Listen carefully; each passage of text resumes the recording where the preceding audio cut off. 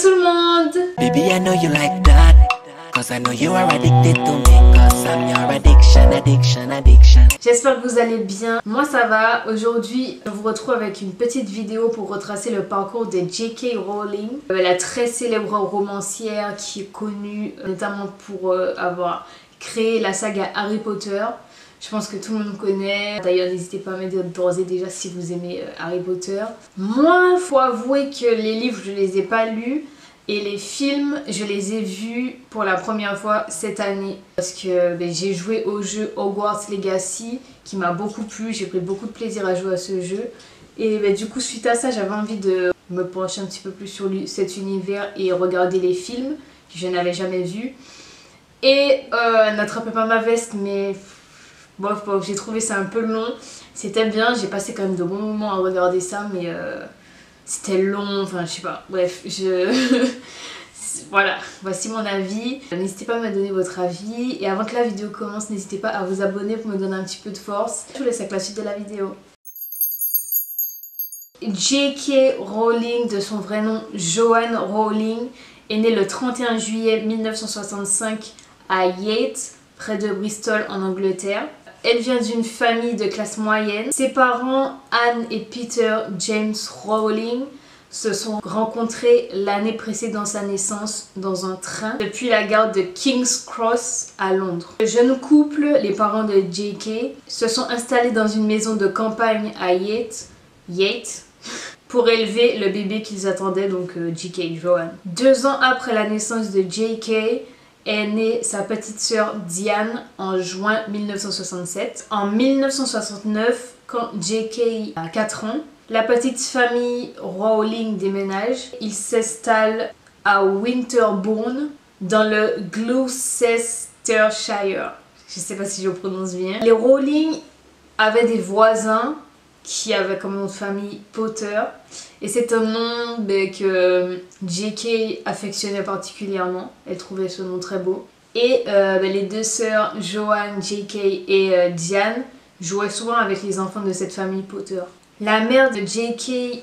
se consacre pleinement à l'éducation de ses filles, donc elle met parenthèse à sa carrière pour s'occuper de ses filles, et elle leur transmet notamment l'amour des livres et des histoires. À 6 ans, J.K. écrit sa première histoire qu'elle appelle Rabbit. Il s'agit de l'histoire d'un lapin qui est bloqué dans sa maison par la rougeole et qui est consolé par un bourdon géant. Elle s'est inspirée d'une histoire de Scary qu'elle adorait écouter. Donc à 6 ans, l'écriture de cette histoire lui donne l'envie de devenir écrivaine. Lorsque les sœurs Rowling et les Potter jouaient aux sorciers ensemble, mais c'était tout le temps J.K. qui écrivait les scénarios, qui inventait des potions, qui inventait des sortilèges.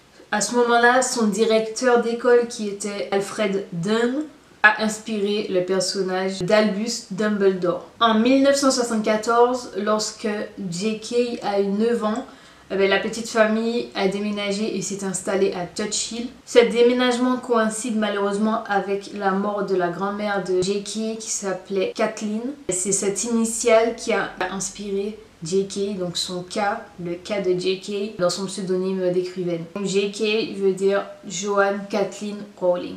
En 1976, soit quand elle avait 11 ans, J.K.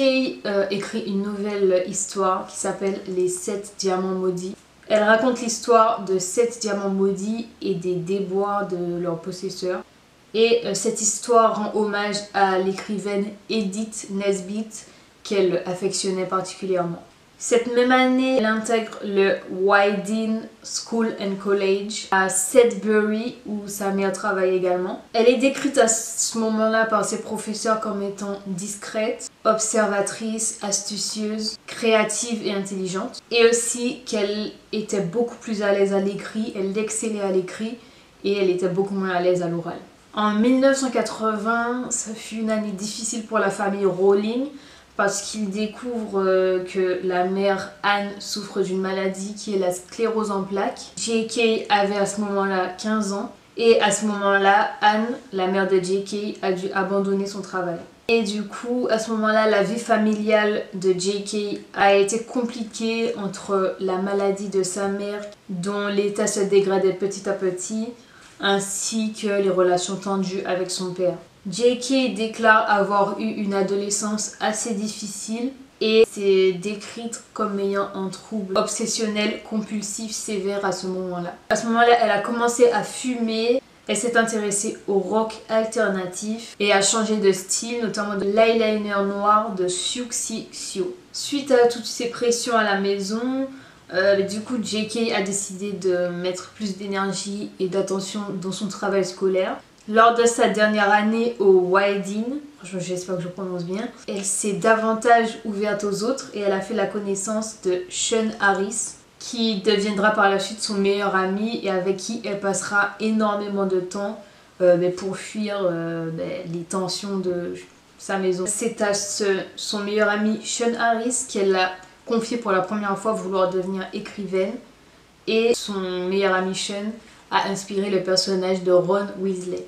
Pour son baccalauréat, J.K. a choisi des matières linguistiques. Donc elle a choisi l'anglais, le français et l'allemand.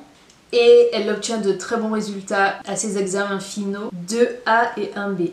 En 1982, J.K. décide de postuler à l'université d'Oxford, mais elle est rejetée tout simplement parce qu'elle a fréquenté avant ça une école publique qui n'avait pas très bonne réputation.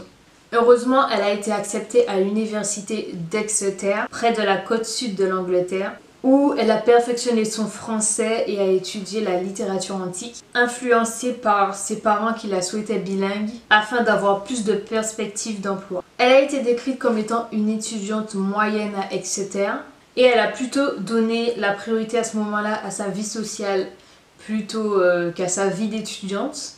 Et elle manquait un petit peu d'ambition et d'enthousiasme par rapport à ses études. En 1984, elle oublie de s'inscrire à certains examens de fin d'année, abandonnant de ce fait les études de civilisation grecque et romaine. En 1985, elle passe l'année en France pour son cursus. Elle a le choix entre soit étudier l'anglais dans une école française, ou alors travailler dans une entreprise française. Du coup, elle décide de choisir la première option et s'inscrit à la Sorbonne dans le cadre d'un stage d'enseignement.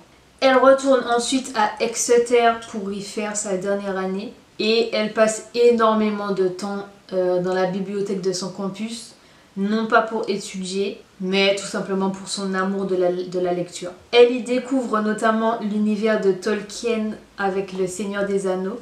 En 1987, elle obtient un résultat moyen à ses examens et son mémoire de licence, qui était une dissertation totalement en français, était son meilleur travail.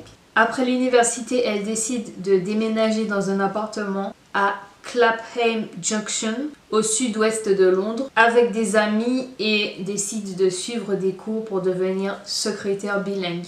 Alors qu'elle occupait des emplois temporaires à Londres, Amnesty International l'embauche pour documenter les problèmes de droits de l'homme en Afrique francophone. Elle a lu des lettres griffonnées à la hâte hors de régime totalitaire par des hommes et des femmes qui risquent l'emprisonnement pour informer le monde extérieur de ce qui leur arrivait.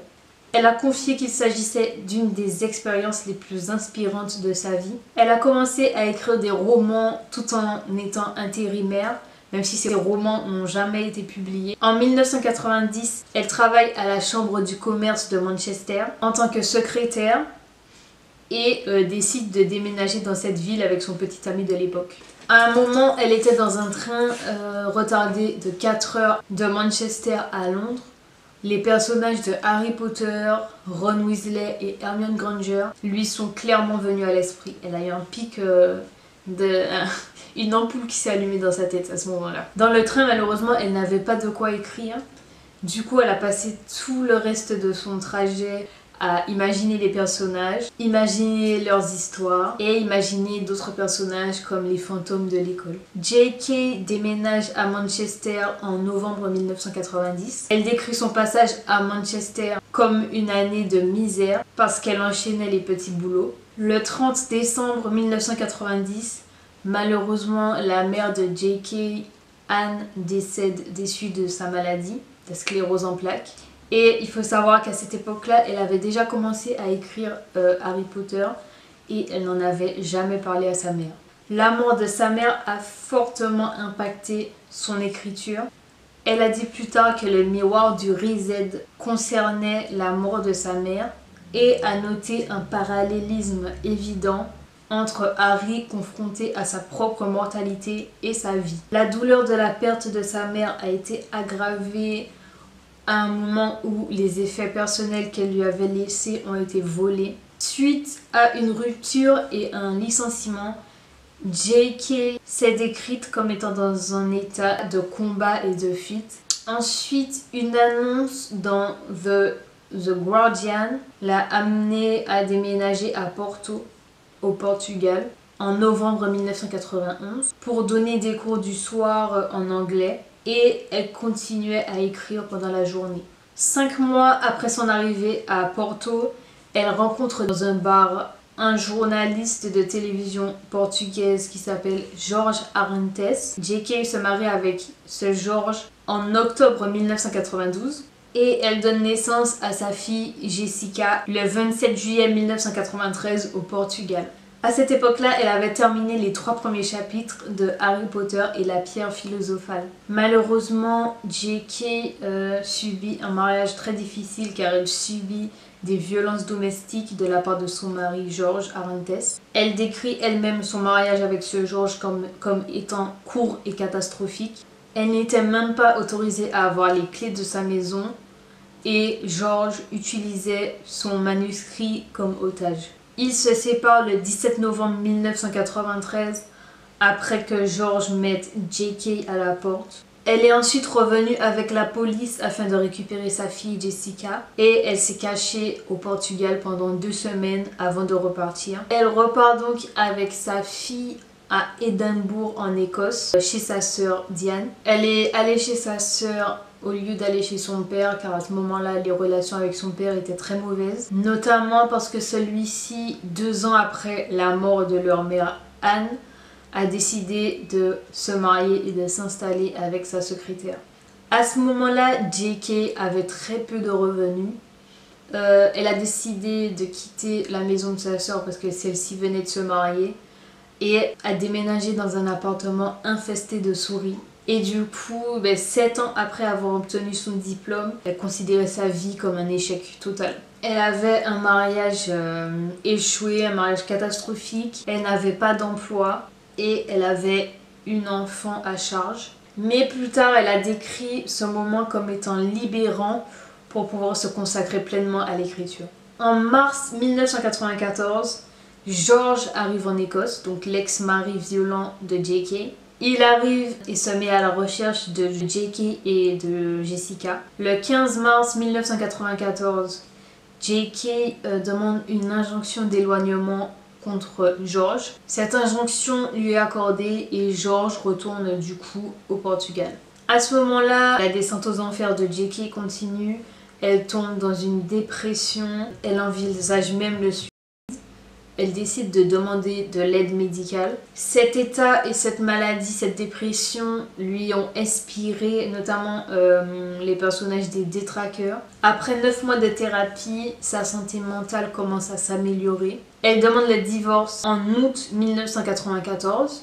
Celui-ci est finalisé en juin 1995.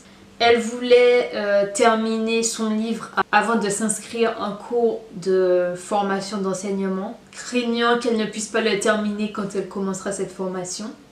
Du coup, elle commence à redoubler d'efforts. À ce moment-là, les endroits connus où elle préférait écrire étaient l'Elephant House dans le centre-ville et le café Nicholson's tenu par son beau-frère. Et à cette époque, elle retape tous ses livres sur une vieille machine à écrire. À ce moment-là, elle avait encore besoin d'argent et elle s'attendait clairement à gagner sa vie comme étant enseignante. Du coup, elle commence sa formation d'enseignement en août 1995 à la Moray House School of Education et sa formation commence après avoir terminé son premier roman. Elle obtient son certificat d'enseignement en juillet 1996 et elle commence à enseigner à la Leith Academy. Elle a déclaré plus tard que l'écriture de son premier livre de Harry Potter lui avait clairement sauvé la vie et que ses inquiétudes concernant l'amour, la perte, la séparation et la mort se reflète clairement dans son premier livre.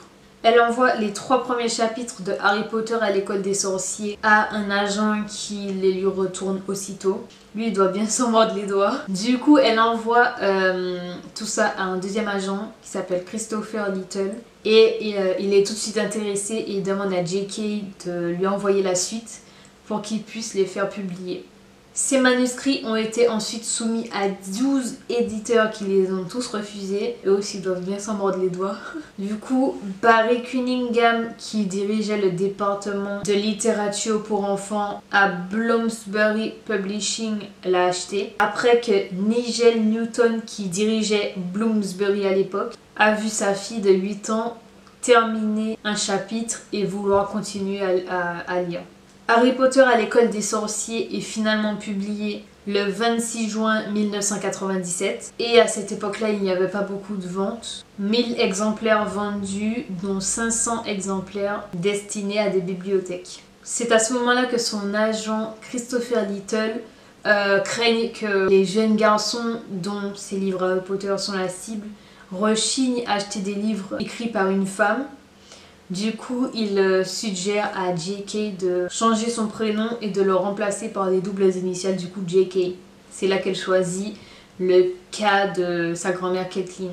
En parallèle, elle continue d'enseigner comme professeure de français à la Leith Academy. Suite à ce changement, le livre s'inscrit rapidement dans la liste des meilleures ventes et remporte le British Book Awards et le Children's Book of the Year. Les éditions Gallimard, sous la direction de Christine Baker, sont les premiers à acheter les droits pour une traduction et à publier Harry Potter en dehors des frontières du Royaume-Uni. En 1998, Arthur Levine, des éditions Scholastic aux États-Unis, achète à son tour les droits pour une somme jamais atteinte pour un livre pour enfants, 105 000 $, et le Time Magazine place J.K. en tête de son classement des 100 femmes de l'année. Suite à ces succès, J.K. déménage du coup dans un appartement plus spacieux pour elle et sa fille et elle entame une thérapie suite à cette soudaine et oppressante notoriété. Du coup, à ce moment-là, l'argent gagné lui permet de quitter définitivement l'enseignement et de se consacrer totalement à l'écriture de Harry Potter.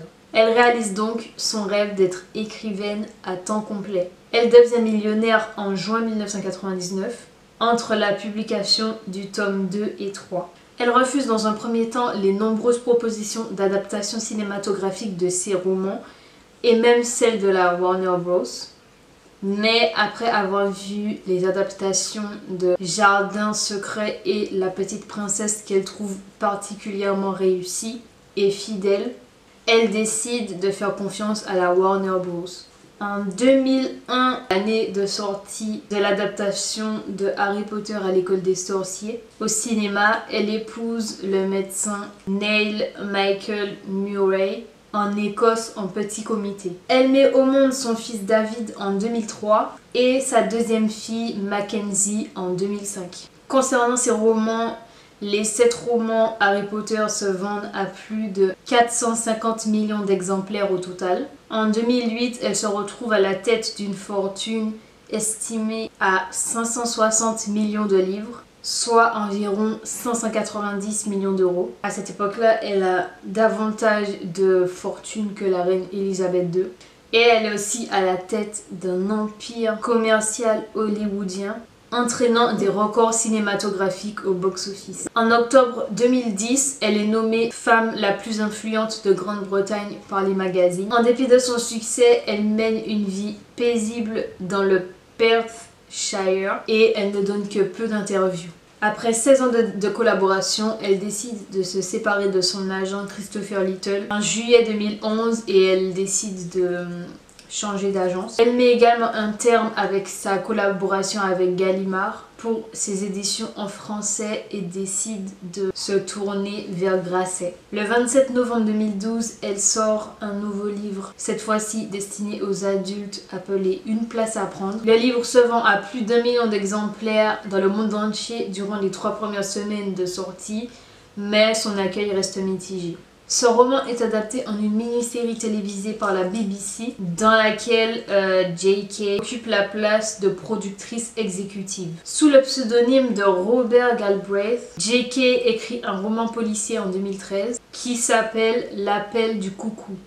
Et ce roman a été acclamé par la critique sans connaître l'identité de sa véritable auteure. À partir de 2016, elle devient scénariste pour la saga Les Animaux Fantastiques, qui retrace les aventures d'un sorcier plusieurs décennies avant les aventures d'Harry Potter. Depuis 2019, elle est vivement critiquée par rapport à des propos qu'elle a tenus sur la cause trans.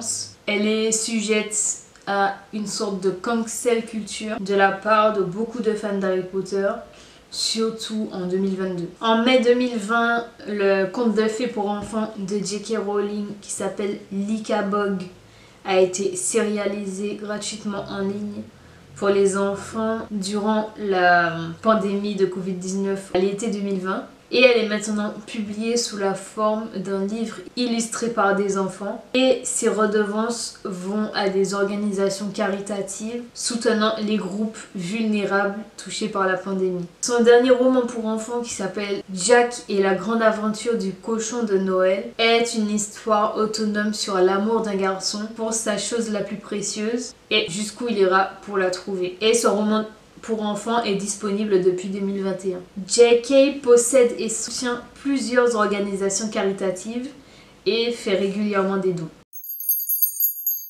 Voilà pour la vie de J.K. Rowling. J'espère que cette vidéo vous a plu et vous a inspiré. Je trouve que son histoire est super inspirante. Elle a traversé beaucoup d'épreuves. Elle a toujours su se remettre de tout ça et aller de l'avant. Je trouve qu'elle a une histoire superbe qui motive en fait, qui inspire et j'espère que vous avez ressenti la même chose. N'hésitez pas à vous abonner si ça vous a plu, à liker aussi, super important pour me soutenir, à me dire ce que vous en avez pensé, si vous aimez Harry Potter, si vous êtes fan, pas trop, enfin dites-moi ce que vous voulez, ça m'intéresse dans tous les cas.